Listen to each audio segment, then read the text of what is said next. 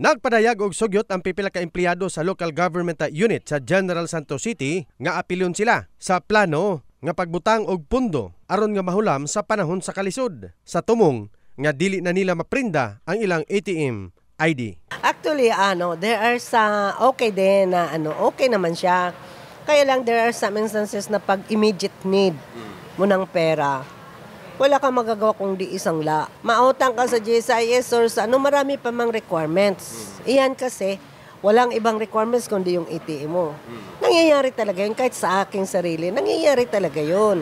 Very good nga move na siya in the side sa mayor. Plus sa Provident Fund,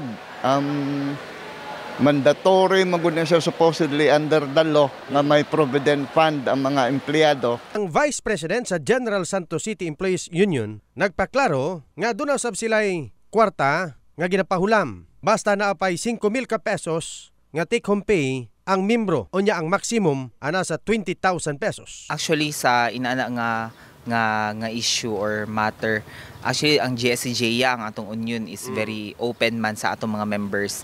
So sa mga regular employees na atay mga different na mga types of loans na pwede nila ma-avail, sama sa educational loan, emergency loan. And kini ginahatag ni siya sa mga qualified nato na mga regular na mga employees, especially itong ilahang mga sweldo is above pa sa 5,000. Gikumpirma sa labaw sa Human Resource Management and Development Office kon HRMDO nga si Attorney Rosindo Roque nga ilang tangtangon ang facial recognition para sa time in ug time out kay ginaprinda usab sa mga regular nga empleyado ang ilang ATM IDs. Gikumpirma usab ni Attorney Roque nga naghimo na sila og meeting alang sa pagpatuman sa Provident Fund. Kay ang lisod man gud sa atong job order, dili man na sila empleyado sa atong local government unit. Nya, ilahang wala sila security of tenure. Dako-dako or pudrabang gasto sa bangko ana sa pag-produce og ATM ID. Natay difficulty sa ingana nga kuan.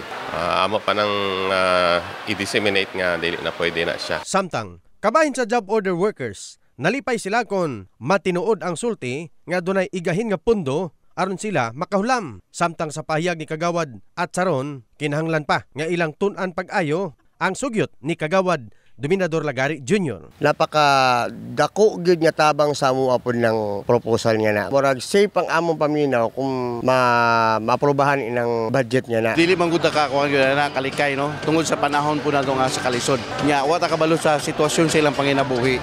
Well ako dili man kugod kuan kayo sa either pabor ko or antay ko no. Ang ato lang diha kung unsay kayuhan gyud sa ato sa tibuok. Kahibaluan nga moagi pa sa mga pagdungog sa Sangguniang Panglusod ang sugyot ni Lagari nga measure batok sa pagprinda og ATM cards o ATM IDs. In the heart of changing lives, kini si Brigadier Jason para sa Brigada News Jansan, Brigada News.